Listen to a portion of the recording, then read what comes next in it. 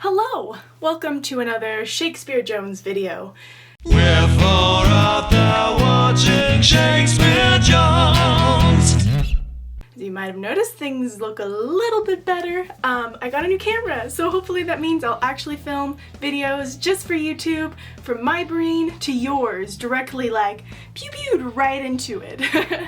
Okay, so today one thing I've really been curious about is the history between Tom Nook and Crazy Redd.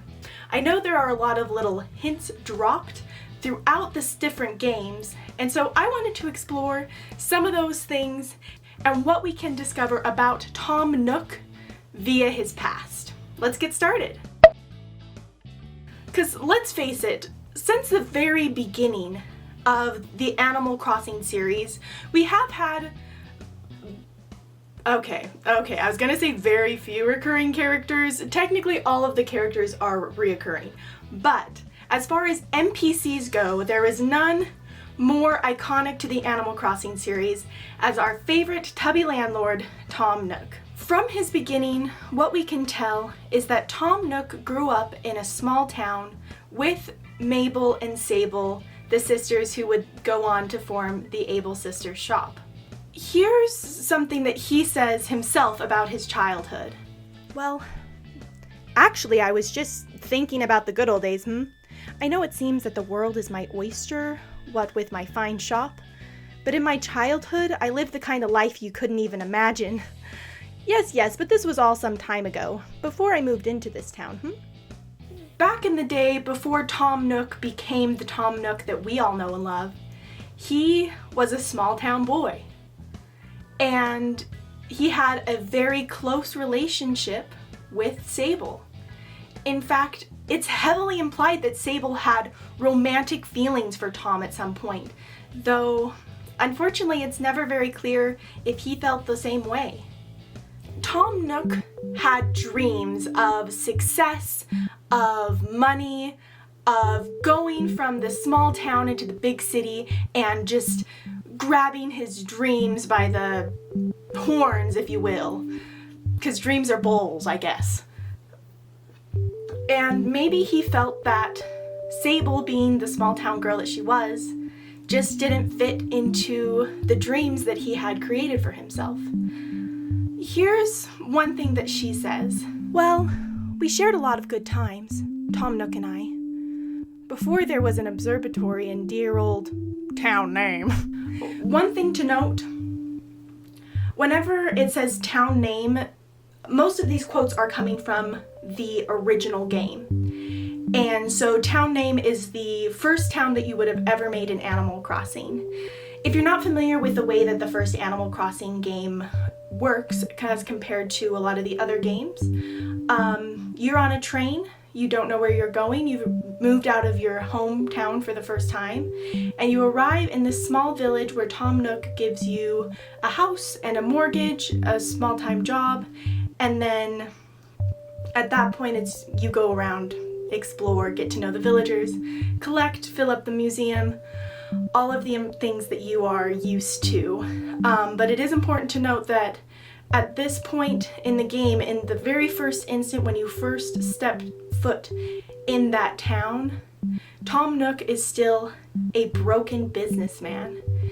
His shop is more like a shack than an actual store. It seems like it's haphazardly thrown up together with just things that he could find. It makes me wonder, how long ago was it that this unfortunate thing happened to Tom Nook in the city? We used to climb up to the roof when we wanted to look at the stars. Oh yes, we even made constellations together, I remember. I made one called the Star Shirt. Tom Nook's looked like one of those old-time markets. He called it the Farmer's Market Bargain Bin Constellation. Oh, that takes me back. Nice story. Yes, it is. Shortly after that, Tom Nook moved into the big city. Yeah, he left me to chase his dreams. So there's the in-game proof right there. Sable reveals to us right then and there that even though he grew up here, he did indeed move out chasing his dreams in the big bad city. Nook even talks about this himself. Here's what he says. Of course I was born in our lovely town name, but I moved away for a time. Yes, the city years, I like to call them. I was a raccoon of action, The big city certainly had its charms, but it had its pitfalls as well. Indeed, I had to endure certain hardships that I've never spoken of, Hard to believe? Yes? You're probably asking yourself, what the heck is Nook talking about, For now, maybe it's best that we forget we ever talked about this. What happened to Nook in the city? What dastardly memories is he holding that he doesn't even feel comfortable explaining to you, even though at this point in these games, you have gotten to know him fairly well? Sable also gives us some insight about what happened during those years. As you keep talking about her, she will reveal some of the things that happened while Tom Nook was away. Here are some things that she describes. Well, the first letter I got from him arrived at just around this time of year. The other day before bed, I pulled that letter out. Just looked at it. It was adorable. Sure, the handwriting was a little messy, but you can hear his determination in every word of that letter. Sweet young Tom Nook. His call to arms, his ethos was dreams before money. He was so pure that people wondered if he'd survive this crazy old world. I did too. Every night before falling asleep, I would wish him, please keep Tom Nook's pure spirit protected, I'd whisper in the darkness. Keep him safe from the apathy that breeds in the alleys of the big city. I don't know why I told you so much about Tom Nook and I. All those memories of our shared youth must bore you. Please forgive me. No, tell me more. Okay, if you insist. The Tom Nook that left for the big city, he sent me letters quite frequently, actually. One day I received a wooden box, not a letter. When I opened it, I was quite astonished. A ring? Oh, goodness, no, are you kidding? Name, I think you've been watching too many made-for-TV movies. Oh, I'm so sorry. I didn't mean to snap, that just took me off guard. No, inside the box there was a pair of fancy, burnt orange-colored scissors. Incredibly strong, sharp scissors. The finest scissors I'd ever laid eyes on. The enclosed letter said, "Happy birthday, Miss Mabel." So sweet. At the time, I was so busy that I'd even forgotten that it was my birthday. To think Tom Nook had remembered it. I'm sure life was hard for Tom Nook in the city during that time. I know his job paid poorly, so for him to buy those scissors for me, when I think about it, it makes me so happy that I cry. Oh, really, Name? You want to hear memories again? I'm warning you.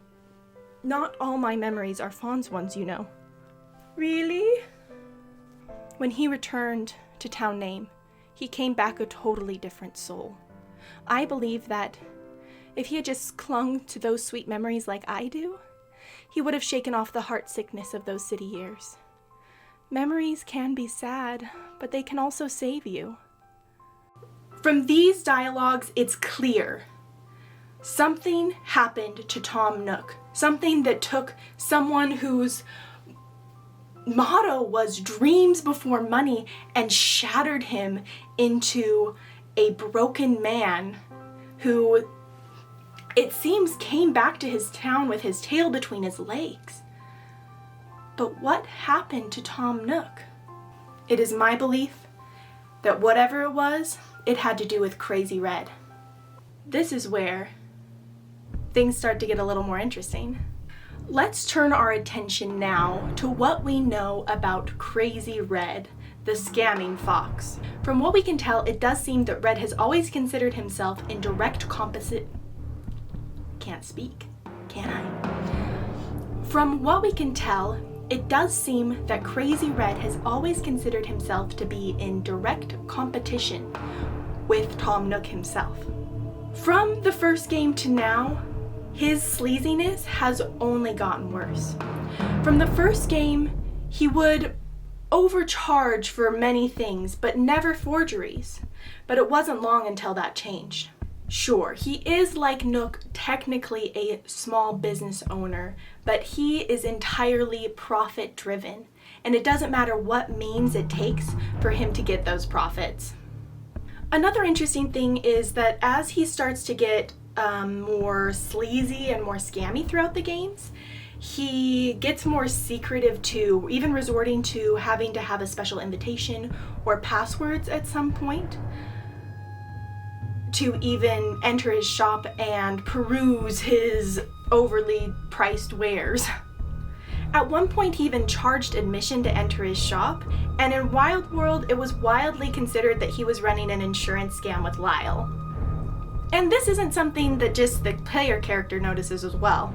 Many of the in-game characters have very vocally noted on Crazy Redd's sleaziness.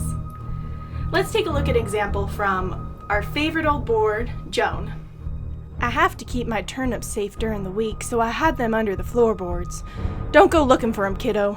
I have this place booby-trapped to stop turnip nappers in their tracks. Like that no-good fox. Ooh, if I ever get a hold of him, I'll knock the sly smirk right off of his snout. But you shouldn't worry yourself about fox-related things. Just don't be a fox, kiddo. Casual Animal Crossing? Racism? Sometimes I consider retiring from the turnip business, but I can't think of a decent replacement for me. That wicked fox has offered to take my place, but I don't trust him as far as I can throw him. I think those nice Nooklins would be good replacements, but they've got their own thing going. Nope, I think old So Joan is just gonna have to sell turnips forever. What do you think, kiddo? This is where we start to talk about the incident. This is something that Tom Nook says.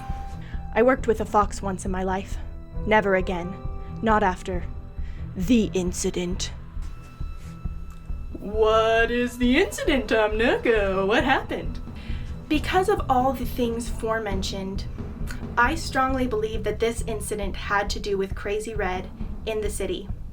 I believe that Tom Nook and Redd were working closely together, and it's Crazy Redd who broke Tom Nook and his spirit. One thing that very heavily points to this is another quote from Tom Nook. Have you ever worked with a fox? Yes, foxes are never to be trusted, Now, either this is just weird, like, animal bias, or something happened to give Tom Nook these opinions. Here's what I think. I think Crazy Redd made promises to Tom Nook in his early years that he couldn't keep. Redd very traditionally refers to you as being part of your family as quickly as he can, which is very manipulative, can we just say.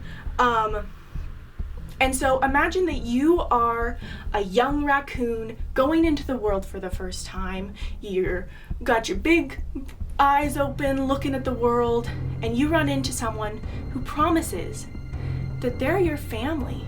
They're gonna take care of you. And if you just work with them, all your dreams are gonna come true. Obviously, that's not what happened.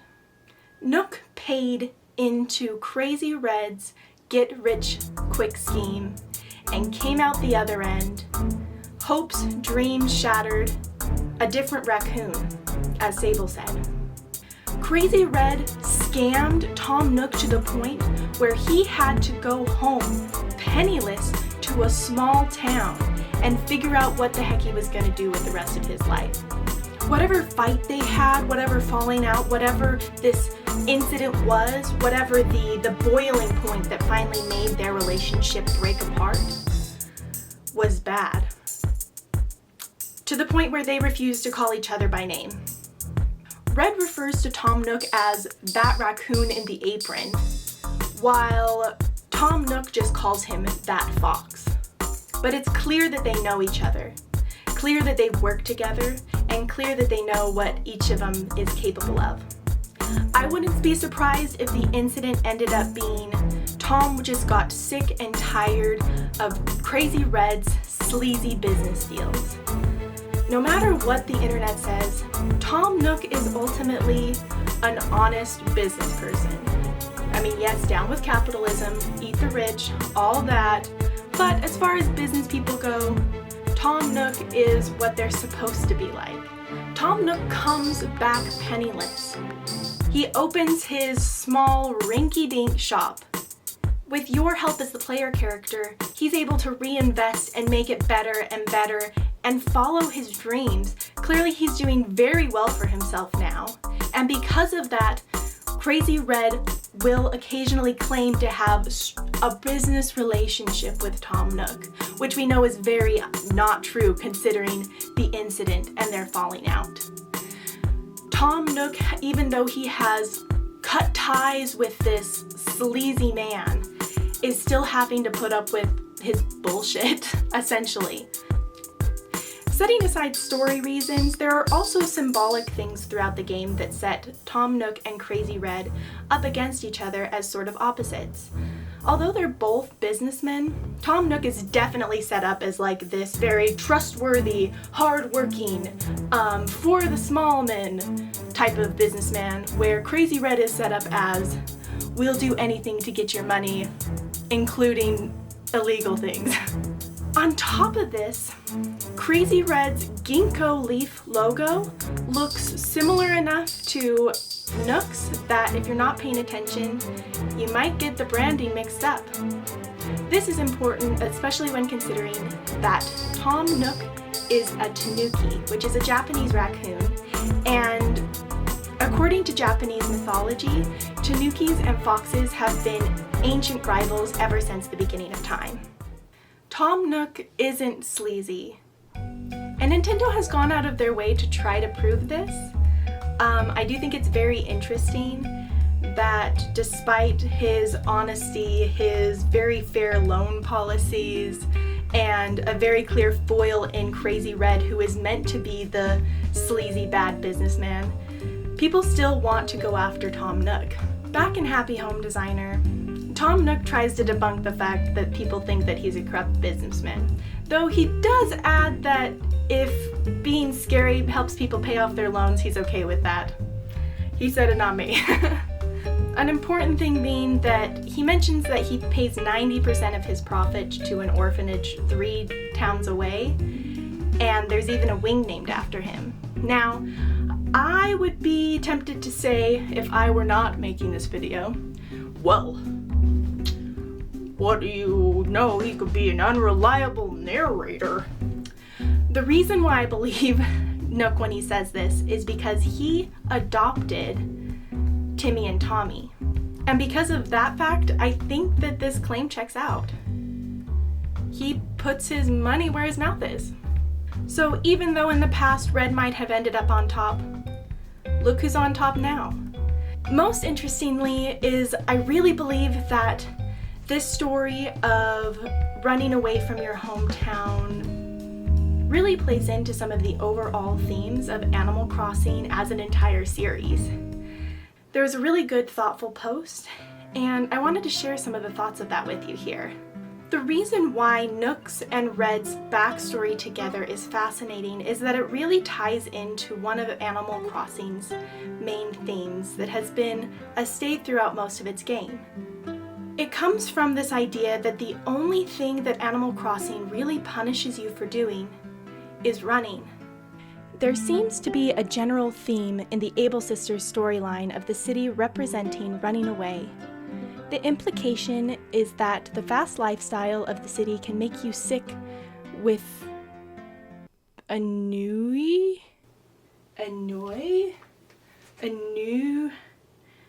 What is this word? Ennui? Ennui, that's how you spell ennui. Fun fact. The implication is that the fast lifestyle of the city can make you sick with ennui, and that taking it easy in a small town is the cure. The Animal Crossing series as a whole is about not running. The Animal Crossing series as a whole is about not running.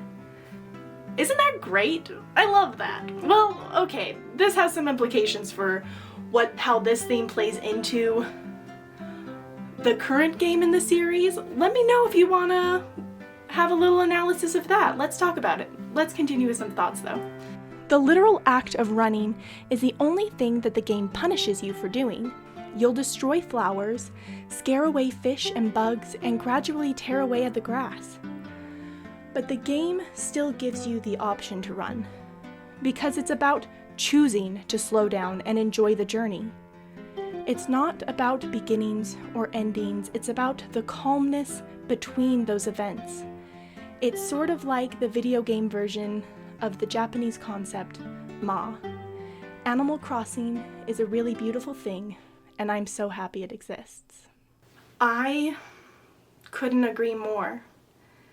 The beauty of the in-between is what makes Animal Crossing such a special game. And I really hope that I can explore some of its story, its characters, and its loveliness with you in the future. Here's some things that I'm left wondering by the end of this, though. What was Nook's initial dream that took him to the city?